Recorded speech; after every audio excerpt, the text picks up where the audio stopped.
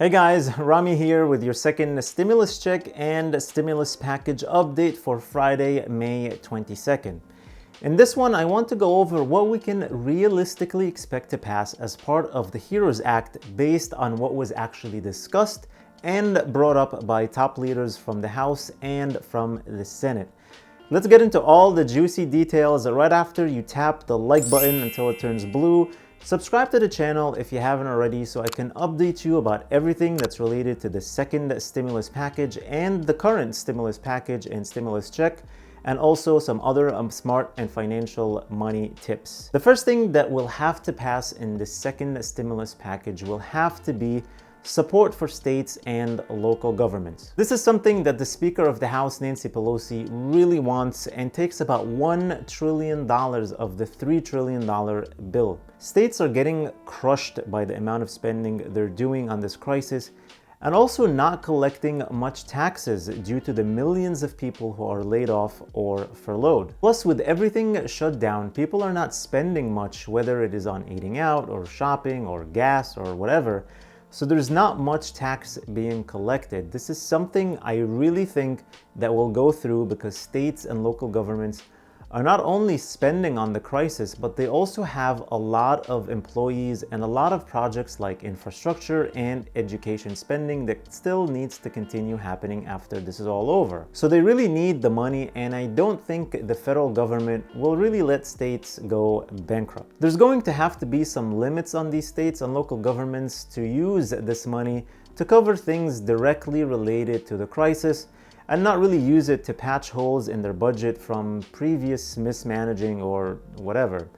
And in return, maybe the Democrats will be okay with some sort of compromise and give the Republicans some form of what they really want, which is a liability shield for businesses. So that's the second thing that's most likely going to be added and actually pass in one way or another. Senator Mitch McConnell really wants to pass a law to shield businesses that are going to be opening up soon, or maybe already opened, from liabilities related to the illness, especially from employees. Now, Democrats, of course, are against this, but I'm sure they're going to reach a compromise on this.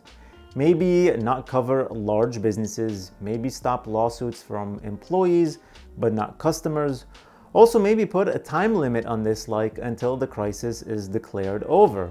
Also, obviously, if there is gross negligence on part of the business, then it's a different story and that business can still get sued. The third thing that is most likely going to be included in the second stimulus package, the HEROES Act, is more money for small businesses through the Paycheck Protection Program, the PPP loans. The first round of this that was in the last stimulus package ran out of money so quickly that they pumped more money into it last month.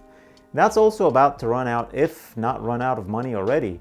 And there are a lot of small businesses that are hurting badly, so they definitely need more help and more money as soon as possible. And also the time frame that was originally given to spend that PPP loan to be forgiven, which is 8 weeks, is most likely going to be extended to something over 20 or 24 weeks. And there are even talks to pass this as a quick separate bill because businesses are having trouble spending the PPP loan money on qualified expenses like payroll, when employees don't want to return back to work because they're making more money on unemployment. You can't really blame them there, and they're staying home and safe. Now, the fourth thing is a payroll tax cut. It seems like President Trump himself and many Republicans really want this and pushing hard for it. I'm surprised it wasn't included already, unless it's just a political play. They want to give incentive for workers and businesses to go back to work and open the economy.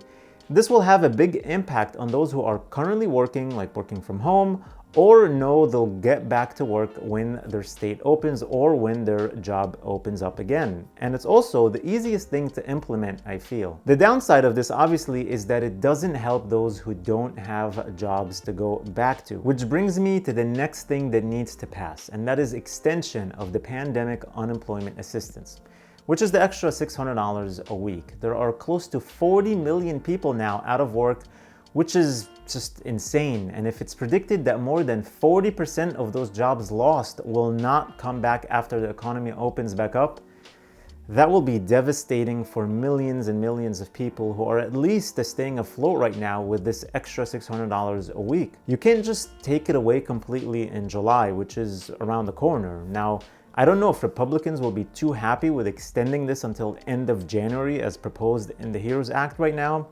but they have to do something about it. They really do. Either let it phase out instead of dropping it completely in July, or maybe add more restrictions on who can qualify or something of this sort. But this is one item of the HEROES Act that I think will have to pass in some form or another. Finally, which is what we're all hoping for, is another stimulus check, direct payment. And at this point, I think a one-time payment of $1,200 is the most likely scenario here.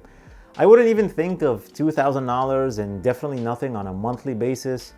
That's out of the picture now completely, especially that it wasn't even proposed by the Democrats, so I don't think it'll ever come up again. So the best case scenario is another $1,200 check, which I can see happening, and also fixing the unfairness of leaving out adult dependents and college students from the last stimulus check.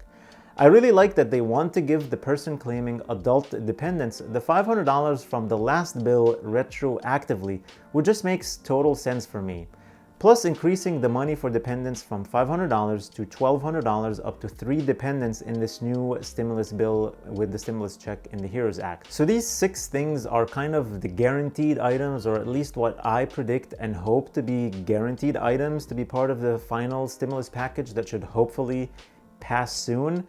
And when I say soon, it's probably not going to be until middle or end of June for 2 reasons. Reason number 1 is because Republicans are taking a wait and see approach, and they want to see how things are going to look when the country opens up, and also to see the effect of the money already spent to stimulate the economy. The other reason is just the negotiations period. I mean, by the time the Senate debates and discusses, then sends something back to the House, and then they look at it, and then they discuss it, then it passes, then it gets to the president to sign, it will take time, unfortunately, and I just don't see it happening before end of June. What do you guys think about this? Do you feel these 6 things that I mentioned are reasonable and should be able to get bipartisan support?